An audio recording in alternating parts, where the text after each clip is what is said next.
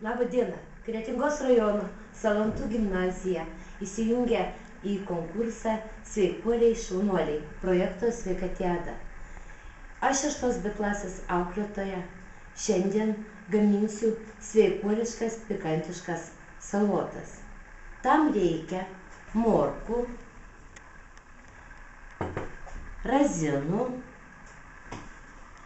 ir saulėgrąžų. Morkas reikia sutarkuoti per tarką smulkę, o saulėgrąžas ir razinas reikia pakepinti.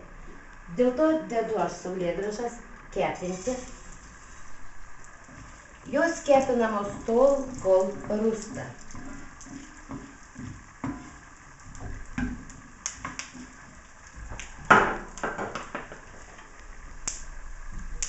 Aliejaus galima daugiau įpilti, mažiau, pagal skonį.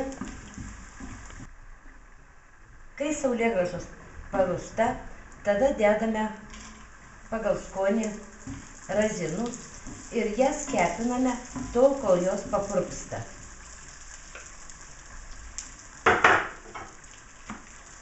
Vėl, jeigu trūksta, įpilame aliejaus.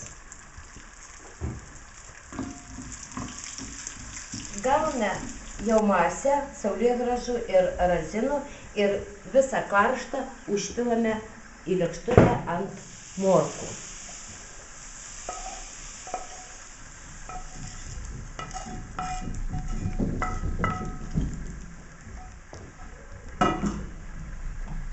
Išmaišome.